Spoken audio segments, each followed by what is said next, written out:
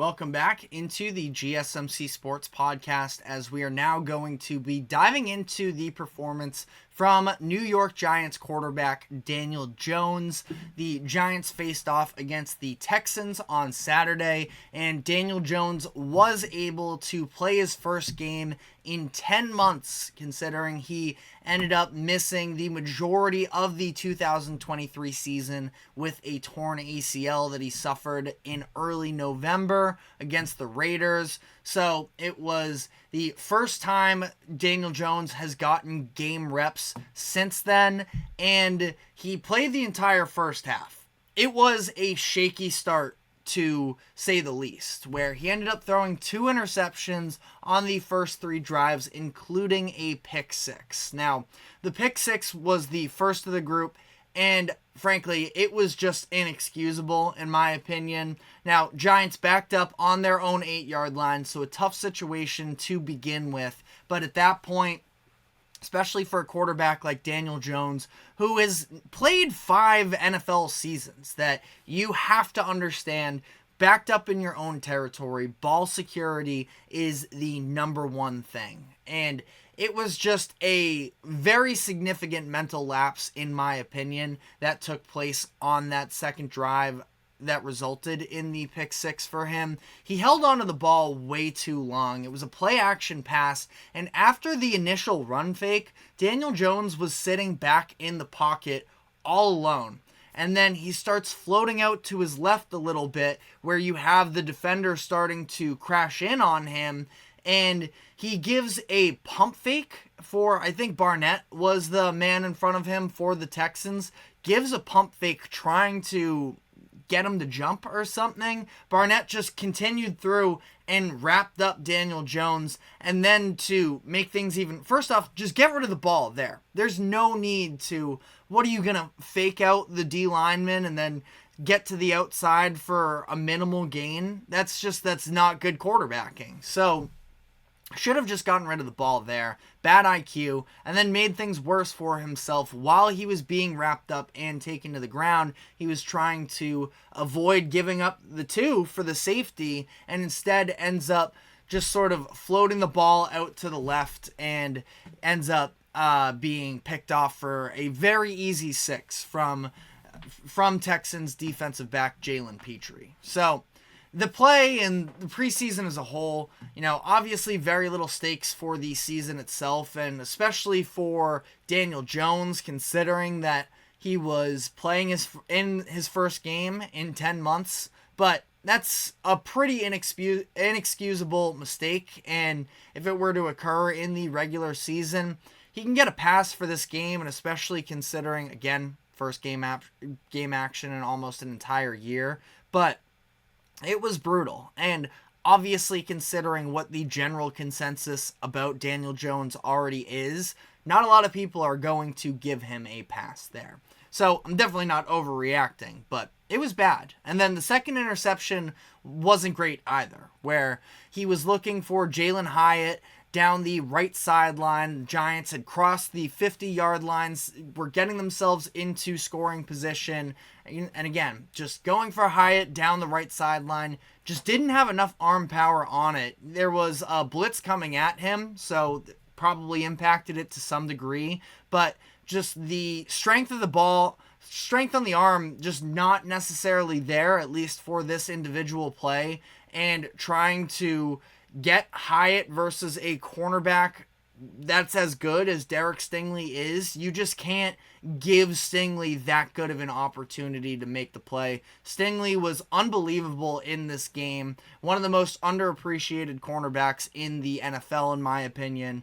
And, he cashed in at least on that chance. He had another chance as well earlier in the game where, I'm pointing to the interceptions on the second and third drives. The very first pass attempt by Daniel Jones also could have been intercepted by Derek Stingley Jr. Now that one, it's less so on Daniel Jones as it is as well. We talked about this in the first segment. Malik Neighbors, he was supposed to run a curl route and was just pretty lazy route running for him, where he just was so passive, and Stingley beat Malik Neighbors to the point where Neighbors was supposed to be at. probably a poor decision on Daniel Jones to let that ball go anyways, but, again, I do think that Neighbors deserves some credit for the mistake there, but again, you could have had 3 interceptions and 3 drives for Daniel Jones, and he just has so many question marks around him as it is that it was a bad start. Now, end of the day, on a better note, he closed out the second quarter with a couple scoring drives. The first one, he made a really nice throw down the left sideline to Darius Slayton that picked up 44 yards and set them up to allow Devin Singletary to punch it in for a touchdown in the run game there.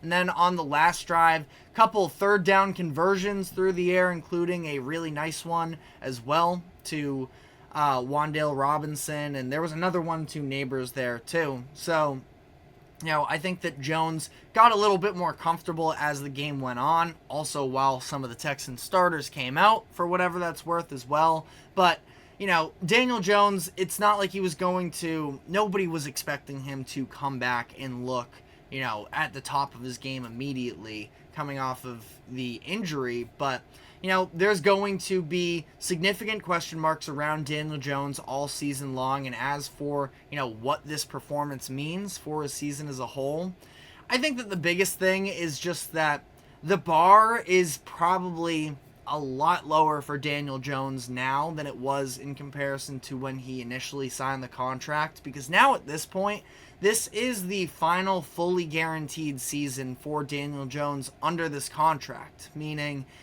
I think that very much more than likely the Giants are going to part ways with Daniel Jones this offseason before the final 2 years do become fully guaranteed. And I think that they are probably just hoping that he can be a fine option for them so that they can at least be a cleaner offense than they were last season. Having the inconsistency in the quarterback room is always sort of a doomsday situation for an NFL team in 2024, and that was a little bit of the case last year once Daniel Jones went down. Not that they were doing all that much while he was in anyways, but they tried to invest into the offensive line a little bit more.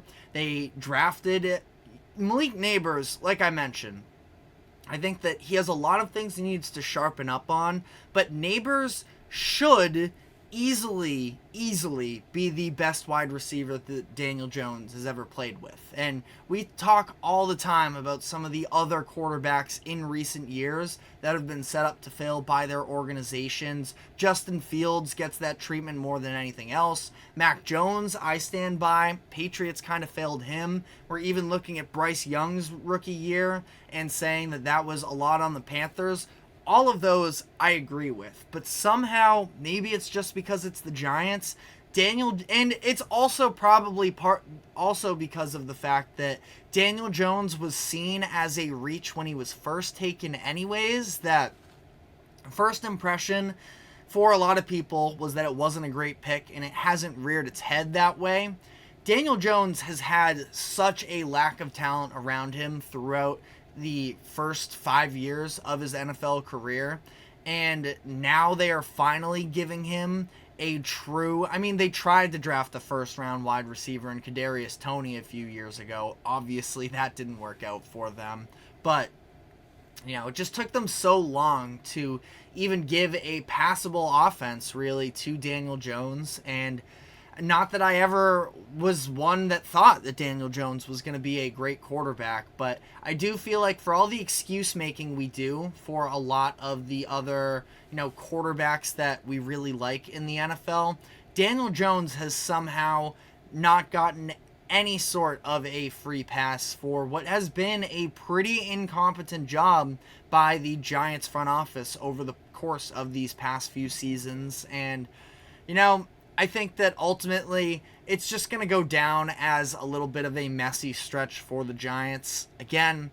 as much as I can feel bad for Daniel Jones, I wouldn't want to pay him the money that he's guaranteed over the next couple of years. I can double check right now here on the fly a little bit on what he would be fully guaranteed. It was a 4-year, $160 million deal when it was initially signed, and now over the course of the next 2 seasons, it would be $30 million in base salary next year, and it would be $46.5 million in 2026. Even worse if you look at the cap hits, $41.6 million in 25, $58.6 in 26. So there's no way, in my opinion, the Giants are making that type of a decision to pick up the rest of that.